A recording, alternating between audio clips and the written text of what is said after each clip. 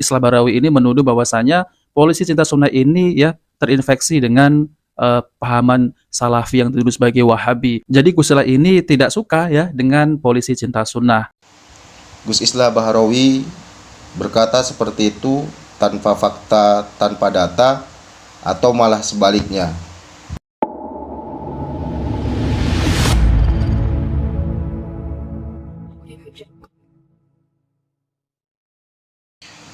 Assalamualaikum warahmatullahi wabarakatuh. Innal hamdalillah nahmadu wa nusallimu ala rasul karim. Ikhwani fillah, kembali lagi di channel Official. Mudah-mudahan kita semua selalu dalam lindungan daripada Allah Subhanahu wa taala.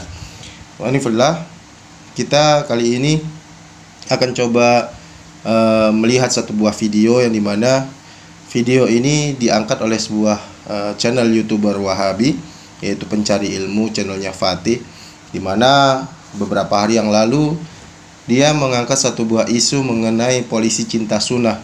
Dan hal ini dimana dalam pernyataan beliau itu dikaitkan dengan keterangan yang disampaikan oleh Gus Islah Bahrawi bahwasanya PCS ini merupakan salah satu simbol tentang radikalisme, masuknya paham-paham Wahabi untuk menuju radikalisme. Namun bagaimana lengkapnya, kita boleh lihat keterangan daripada channel YouTuber Wahabi tersebut. Kali ini saya akan membagikan video yaitu tentang terkait tuduhan-tuduhan oleh Islah Bahrawi bahwasanya yaitu kepolisian sekarang ini terinfeksi dengan virus-virus yaitu Wahabi katanya. Jadi polisi ini belajar dengan ustadz-ustadz yang dituduh sebagai Wahabi ya, seperti Ustadz Dr. Firanda Andirja MA dan Ustadz Dr. Khalid Basalamah MA dan Ustadz Dr. Syafiq Reza Basalamah MA. Nah, mereka ini ya, para polisi TNI Polri, mereka ini belajar mengundang ustadz-ustadz Salafi, namun malah mereka ini dituduh sebagai radikal karena mereka ini mengundang ustadz-ustadz Salafi. Jadi tidak heran lagi apa yang dikatakan oleh Islah Bahrawi ini. Ya, tentu Islah Bahrawi ini kan berbeda paham dengan ustadz-ustadz Salafi. Ya, misal seperti ustadz Salafi ini membid'ahkan tahlilan, membid'ahkan perayaan Maulid Nabi, lalu kemudian mengharamkan musik, malah dituduh sebagai radikal. Ya, ini adalah tuduhan yang keji ya teman-teman. Apalagi yang sekarang ini polisi cinta sunnah. Nah, para polisi ini mengundang ustadz-ustadz Salafi ya, karena mereka ini kan berbeda paham dengan Gus Islah ya. Tentu mereka ini tidak suka dengan yang namanya ustadz Salafi. Nah, maka dari itu orang yang membid'ahkan Maulid Nabi, tahlilan, yasinan, ini adalah radikal. Tentu ini tidak benar ya teman-teman ya. Nah, ikhwani fillah, kita sudah mendengar bagaimana pernyataan daripada channel YouTuber Wahabi tadi, pencari ilmu, yang dimana beliau katakan bahwasanya Gus Islah Bahrawi ini adalah menyebarkan satu komentar ataupun pernyataan yang tidak benar. Maknanya di sini Gus Islah Bahrawi telah menggiring kepada sesuatu bentuk pemikiran ataupun pemahaman yang berbeda sudut pandang daripada Salafi Wahabi, maka dikecam membawa satu pemahaman radikal. Nah, baik wanifillah, sebenarnya kalau kita pahami bahwasanya Gus Islah Bahrawi ini tidak begitu serta-merta saja beliau mengatakan bahwasanya pemahaman daripada Wahabi ini akan menjerumus kepada radikalisme. Kita akan melihat bagaimana pernyataan tersebut ini adalah fakta, bukan hoax, bukan fitnah. Bahwasanya memang melalui pemikiran-pemikiran daripada paham Wahabi ini yang membawa daripada intoleran dan radikalisme yang berujung kepada terorisme, itu sudah terbukti. Yang dimana kita bisa lihat ikhwani fillah, berita ini bersumber daripada FIFA.com dan Hidayatullah. Kemudian ada daripada TV One. Berita-berita ini ikhwani fillah bisa melihatnya sendiri. Bagaimana ditangkan di sini bahwasanya ada dua oknum daripada Polda Lampung yang bergabung di Kesatuan Brimob, yang dua orang oknum polisi ini, mereka ini sudah terafiliasi bergabung dalam komunitas polisi cinta sunnah. Nah, dua orang ini adalah merupakan polisi ataupun oknum polisi yang sudah masuk pemahaman tersebut. Dan ini ikhwan fillah bisa melihat sendiri bagaimana pernyataan daripada Gus Islah Bahrawi itu adalah benar. bukan hoak, bukan fitnah, tapi memang pemahaman Wahabi ini sudah masuk di dalam institusi Polri khususnya, yang melalui dengan moto polisi cinta sunnah. Hal ini ternyata dari berita tersebut kita sudah mengetahui akan hal itu. Memang polisi ataupun seluruh orang yang bergabung daripada majelis Wahabi ini, mereka ini di dalam daurahnya memang tidak diajarkan untuk membenci pemerintahan, tidak dianjurkan untuk berdemo, tidak dianjurkan untuk memberontak. Tapi ada satu buah pemikiran ini yang bisa lambat laun akan kembali ke pemikiran tersebut. Bagaimana nanti kita bisa lihat ada satu orang tokoh yang beliau ini dikatakan mantan teroris daripada Al-Qaeda Aceh, yaitu Sofyan Ats-Tsauri. Ada juga di sisi lain yang mengatakan beliau ini sebenarnya hanya agen intel saja. Tapi kebenaran tersebut ya bisa benar ataupun tidak. Yang jelas maknanya beliau ini sudah membagikan satu buah pengalaman beliau ketika menjadi seorang mantan teroris. Dan paham-paham terorisme itu sebenarnya sudah masuk kepada instansi-instansi kepolisian juga. Nanti kita bisa dengar penjelasan Sofyan Ats-Tsauri bagaimana paham-paham radikal yang dibawa oleh paham Wahabi Salafi ini juga masuk ke dalam institusi Polri khususnya yang berkedok dengan polisi cinta sunnah. Polisi, kawan-kawan saya, anggota Polri semuanya, para pejabat dari Densus 88 semuanya yang tidak saya sebutkan satu persatu. Tapi Mas Tamir, saya akan cerita sedikit. Jadi selama penangkapan Densus 88, selama 2 dekade ini, dari tahun 2000, sejak bom Natal, bom Kedubes Filipina, sampai bom Atrium Senen terakhir ya kemarin, ya, kasus penyerangan istana oleh seorang wanita. Sebelumnya tahun 2021 ada Lukman beserta istrinya yang sedang hamil 4 bulan, 5 bulan, lalu diajak untuk menjadi bom bunuh diri di gereja katedral di Makassar. Lalu kemudian sampai kepada Zaika Aini yang menyerang Mabes Polri 3 hari setelah kejadian Lukman.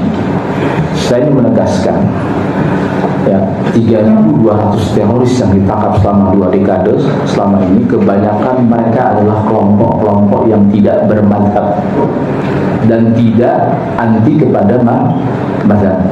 Seakan-akan mereka bisa menafsirkan, belajar sendiri Al-Quran dan Al-Sunnah tanpa bantuan tahqiq syarah para ulama. Itu jargonnya begitu. Kebanyakan mereka ingin kembali kepada Quran dan As-Sunnah. Ustaz, memang nggak boleh kembali Quran Sunnah. Siapa bilang nggak boleh? Boleh. Wajib hukumnya kembali kepada Quran dan sepakat kita sampai di sini. Karena memang itu wasiat Rasulullah SAW yang mengatakan, maka aku tinggalkan kepada kalian yang mana kalian tidak akan pernah sesat selama-lamanya selama kita berpegang teguh kepada Quran dan As-Sunnah. Problemnya siapa yang bisa memahami Sunnah? Siapa yang bisa memahami nas-nas Quran? Sementara di dalamnya terdapat ada mana am, mana khas, mana mutlak, muqayyad, ada muqayyad, muawwal, ya, ada mana am, mana khas, ya, yang terkadang ya butuh waktu panjang, Pak, untuk bisa kita memahami. Kita tidak boleh terjebak kepada satu pendapat lalu menafikan pendapat-pendapat yang lain, menaikkan bendera awal darah, loyalitas anti loyalitas kepada mukhalif, kepada orang yang berbeda pendapat dengan kita. Karena memang berbahaya belajar sendirian Quran As-Sunnah itu, ya. Dan siapa yang syekhnya atau ustadznya atau gurunya itu adalah kitabnya, maka kesalahannya lebih banyak daripada mendominasi. Inilah pentingnya kita butuh guru. Pastikan guru-guru kita yang memang mencintai bangsa dan negara ini, mencintai umat Islam, mencintai persatuan. Nah, kebanyakan para teroris-teroris yang tadi, yang saya sebutkan tadi, ya, ini mengacak kepada Brigda Nesti, Brigda ini, lalu saya Sofyan Ats-Tsauri, lalu ada Hendra Saputra yang berangkat ke Suriah, lalu jadi bom bunuh diri dan sebagainya. Buku-buku yang ada pada mereka, yang dimiliki mereka, yang disita oleh Densus 88, kebanyakan buku-bukunya ada namanya Nawaqidul Iman atau Nawaqidul Islam. Karangan siapa? Bukan bukan Wahab bin Rusul, tapi karangan Muhammad bin Abdul Wahab. Lalu ada Risalah Mata Tauhid, dikatakan itu dikarang siapa? Oleh Muhammad bin Abdul Wahab. Jadi buku-buku itu aja yang tangkap teroris, bukunya itu. Dulu kami Pak, ketika Muhammad bin Abdul Wahab, wah ini bisa takfir kita gitu, kita paling marah. Tapi saya masuk penjara, dihukum 10 tahun, ditangkap Pak Didi Novi. Saya mulai menjadi lagi. Apa betul kata orang-orang itu bahwa buku-buku Muhammad bin Abdul Wahab? Nyatanya saya baca buku-buku itu. Contoh misalnya begini. Di dalam Nawaqidul Iman, Nawaqidul Islam yang dikarang oleh Muhammad bin Abdul Wahab, ada kata-kata misalnya di pembatal keislaman yang ketiga, itu adalah man lam yukafir au syaka fi kufri fa huwa kafir. Barang siapa yang tidak mengkafirkan orang kafir atau ragu-ragu dengan kekafirannya, maka dia kafir. Oke, sampai di sini bagaimana para ulama terkait dengan definisi seperti ini? Tarik ulama sah-sah saja. Tetapi kalau kemudian oke lah, yang dikafirkan itu adalah apa yang disebutkan dalam Al-Quran atau diijma'kan oleh para ulama. Contoh ijma' para ulama adalah ada orang-orang mengaku nabi setelah Nabi Muhammad. Padahal perkara-perkara adalah perkara zahirah, perkara-perkara yang sifatnya maklum binatin bidarrah, yang dikenal oleh kaum muslimin. Kita tahu yang nggak pernah sholat juga tahu tidak ada nabi selain daripada Nabi Muhammad. Kalau ada nabi, kafir dia. Nah, kalau nggak mengkafirkan dia, kita bisa jatuh kafir. Atau kekafiran yang disebutkan di dalam Al-Quran, misalnya inna fir'auna wa hamana wa junudahu ma kanu khatiin. Sesungguhnya Fir'aun, Haman, bala tentaranya adalah orang yang salah, divonis secara takyid, salah dia. Nah, kalau kita mengaku keimanan Fir'aun dan sebagainya, masalah dengan akidah kita. Oke, sepakat kita sampai di sini. Tapi bagaimana kekafirannya yang tidak disepakati? Sedangkan ini masuk wilayah-wilayah yang sifatnya furu'iyah. Contohnya apa? Contohnya kekafirannya, kesyirikannya orang-orang yang melakukan istighosah di kuburan misalnya. Atau orang yang bertawasul kepada orang yang sudah meninggal dunia. Atau orang yang bertabaruk kepada para ulama, meminta berkah, minta didoakan dan sebagainya. Ini masalah-masalah furu'iyah. Cabang-cabang dalam agama tidak semestinya kita menaikkan bendera kebencian kepada orang-orang yang berbeda pendapat, sementara ulama masih mengkajinya. Lalu kemudian kita katakan kalau antum nggak mengkafirkan mereka, berarti antum kafir. Inilah yang terjadi, penyimpangan, distorsi terhadap kitab-kitab Muhammad bin Abdul Wahab. Dan itu terjadi Pak. Terjadi kepada siapa? Terjadi kepada jamaah masjid di sini namanya Masjid Raudhah. Apa dia sambil nembakin jamaah yang sedang sholat Jumat? Wallahi hadhil muwadwatul mubarakah qatlun salah satu mi'a wa khamtin min syahawatul murtad wa ubatul kubur. Demi Allah, ini adalah peperangan barokah. Sambil nembakin orang yang lagi sholat Pak, telah terbunuh ya dari orang-orang murtad dan para penyembah-penyembah kuburan. Cuma hanya gara-gara jamaah masjid tersebut ya, mereka adalah jamaah kebanyakan tarikat Sadziliyah, tapi dihalalkan darah.